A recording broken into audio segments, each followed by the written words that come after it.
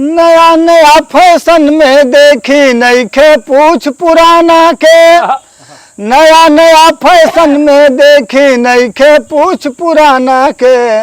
धत्तोरी जमाना के, धत्तोरी जमाना के, धत्तोरी जमाना के, धत्तोरी जमाना के। गाल बजावता जे जितने करो उतने नाम बा। आज समाज में इज्जत पावे जे जितने बदनाम बा। गाल बजावता जे जितने करो उतने नाम बा। आज समाज में इज्जत पावे जे जितने बदनाम बा।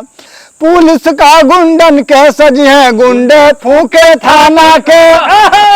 पुलिस का गुंडन के सजी है गुंडे फूके थाना के। धत्तोरी जमाना के, धत्तोरी जमाना के, धत्तोरी जमाना के, धत्तोरी जमाना के।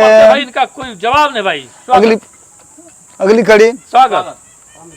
राजनीति से लोकतंत्र के नाम निशान भुलात बा। खून कतल जे करत भैया नेता हुए चुनात बा। राजनीति से लोकतंत्र के नाम निशान भुलात बा। पहले चाहत जी खून कतल जे करत भैया नेता हुए चुनात बा।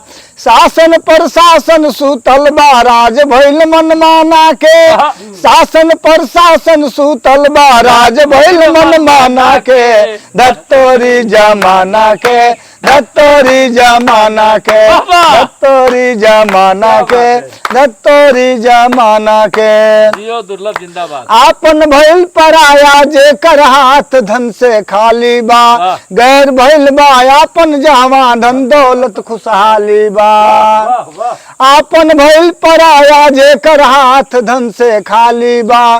गैर भइल बा आपन जहां धन दौलत खुशहाली बा। केहू या केहू के नईखे सब बा यार खजाना के।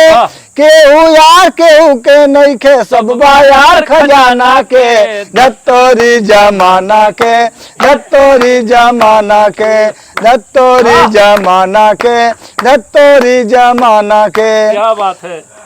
आखिरी पंक्ति में बसात प्रेमी जी को समर्पित करता हूँ। स्वागत स्वागत। इनके बाल को मैं देखता हूँ तो मायावती की याद आती है मुझे। कि होता नकल करिश्मा के केहू नकल करे ना सीता के।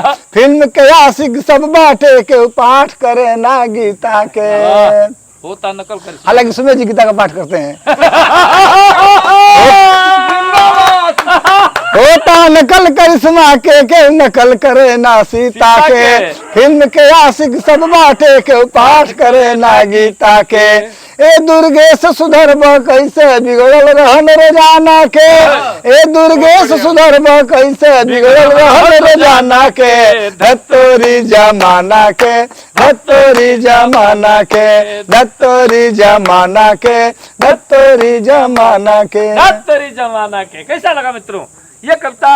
ये भाई दुर्गेश दुर्लभ ने जो प्रस्तुत किया है, मैं पहले ही कहा था कि आपने चैनल पर पहले भी सुना है, लेकिन अभी ये कविता में और ऊर्जा आपको निश्चित तौर से मिली होगी। अभी चुनाव के पहले अगर मिले होते तो ये कविता पहले ही हमने पोस्ट किया होता आप तक। लेकिन फिलहाल अपनी प्रतिक्रिया बताइएगा। वीडियो को ज़्यादा से ज़्यादा शेयर करिएगा। फेसबुक पे से देख रहे हैं तो फॉलो करिएगा चैनल को। आइए अगले वीडियो में मिलते हैं। नमस्कार।